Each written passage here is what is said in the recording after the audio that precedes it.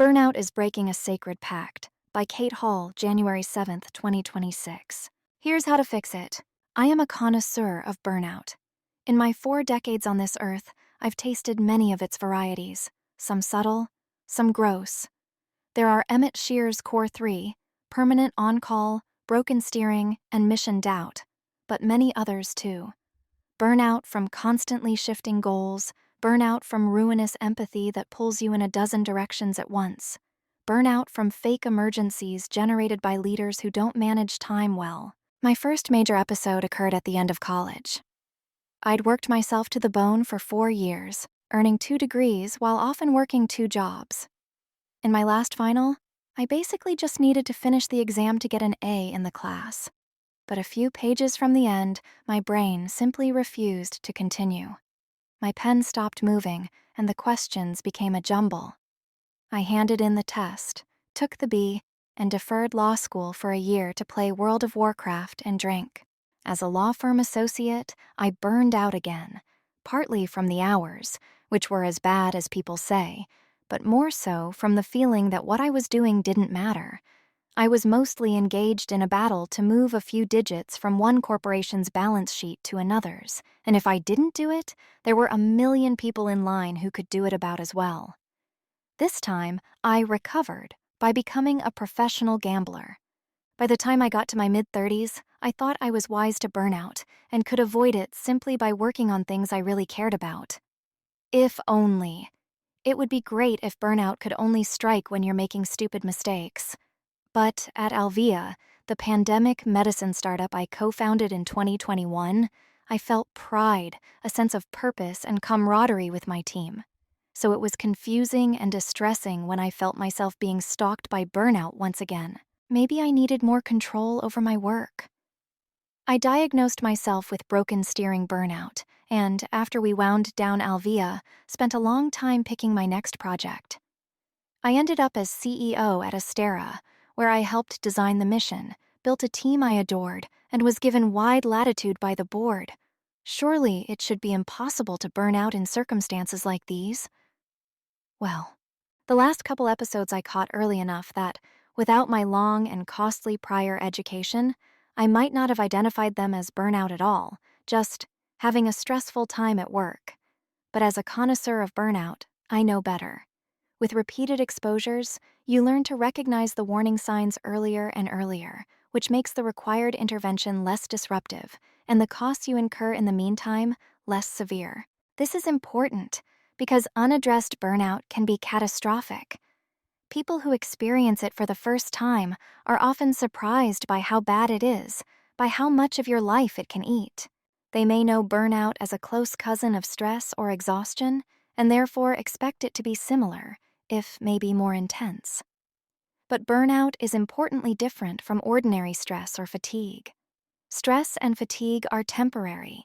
Remove the stressor, rest, and they pass.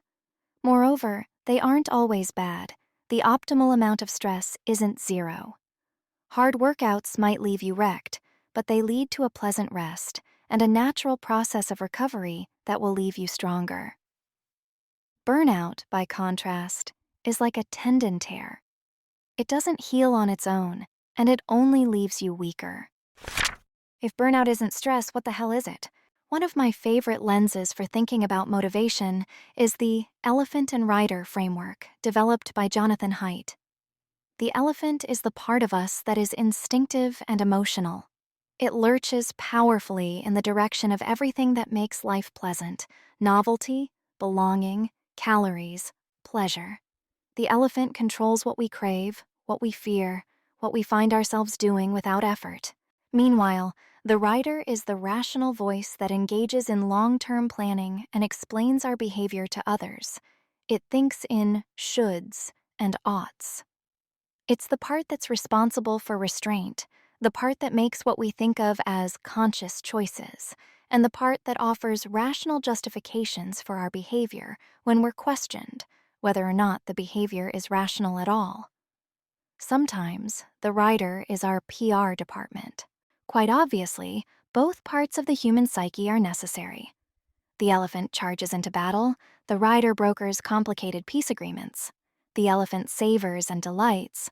The rider, ideally, steers a wise course through the world that will allow us both meaning and pleasure. It's easy to extend this framework to explain burnout. You can think of the rider and the elephant as having agreed to a sacred pact. In exchange for doing what the rider asks, the elephant is promised certain rewards. When things are going well, the needs of both rider and elephant are satisfied, even if the balance isn't exactly even day to day. Burnout results when the rider asks the elephant, over and over again, to commit a tremendous amount of energy to a task, but then fails to provide the reward the elephant is expecting. As a result, the link between effort and reward breaks for the elephant, with catastrophic consequences for the rider. The rider might think, if we grind away at this startup, we'll get rich and change the world and be loved forever. But if some elephant-understandable reward isn't experienced after a certain amount of time, the elephant gets pissed off and then despondent. How long it takes varies by person. Some can focus on unrewarding work for years, totally disconnecting from their emotions in service of their rational agenda, an ability that's both a blessing and a curse. But everyone has a limit, and when they hit it, the elephant goes on strike. The rider can scream at the burned-out elephant, "Do something!" and the elephant will just lie there. This is not purely metaphorical. Part of the startling experience of burnout is a split in personality. The voice in your head can yell and yell about what's supposed to be happening, while the body lies passive without generating any propulsive energy whatsoever. The elephant-rider relationship has several important features. First, the elephant is the boss. As anyone who has struggled with addiction, lust, or hatred will tell you, the elephant has more control over motivation. The rider can influence the elephant, sure. Otherwise, human beings would never eat kale or serve jury duty. But the rider has limited sway when their desires conflict with the elephant's. The strength, skill, and energy of the rider might matter at the margin, might coax a little more performance out of a reluctant pachyderm, but in the end, they just aren't all that important. Second, the elephant wants what it wants. Different elephants may want different things. Some like fruit, or tree bark, or peanuts. But unlike a human, you can't convince an elephant it's motivated by something it isn't. You can try to tell yourself that making enough money makes up for losing the self-determination you cherish, or that recognition isn't important to you as long as the work gets done, but your elephant will keep you honest. More generally, the elephant is immune to reason. You cannot approach the elephant in good faith and attempt to negotiate with it or persuade it to feel or behave differently. Finally, the elephant never forgets. If the rider habitually demands performance out of the elephant but fails to reward it appropriately, the elephant will learn that doing what the rider wants doesn't get it what it wants. Once that lesson has been learned, it's very difficult to unlearn, even if the rider begins earnestly trying to repair the relationship. In extreme cases, people sometimes develop an instinctive repulsion to any work that looks even halfway like what burned them out. After I burned out from my law firm, I rejected out of hand any suggestion that I might enjoy a different kind of law, government work or immigration or an in-house gig. Only a decade later did I get enough contact with the law again to remember that I had actually enjoyed the puzzle of it at one point.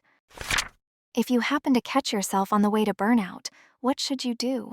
First, make sure you have internalized that, even if it feels like a slow burn, it's actually an emergency. It will always get worse if not addressed, and the cost compounds. The level of intervention required to address it grows steeply over time. Twice, I've lost over a year to neglected burnout, and I've known people who never recovered from it. If you're burning out, whatever else you have going on isn't as important as dealing with it. This is scary, but should also be empowering. If your whole productive life is potentially at stake, it should really free you up to take radical action. You might not want to ask for help or embarrassing concessions, but would you rather do something a little bit cringe or roll the dice on a permanently muted life? In fact, I'd go further. Radical action to address burnout isn't just allowed, it's important. Really try to take the logic of the metaphor seriously. You're dealing with an animal you've misled with false promises, and trust between you has deteriorated as a result. To arrest this process, an immediate and costly signal of loyalty is most effective. You are trying to say, in a way that will actually ring true, "I'm sorry I wasn't listening before, but I really am now."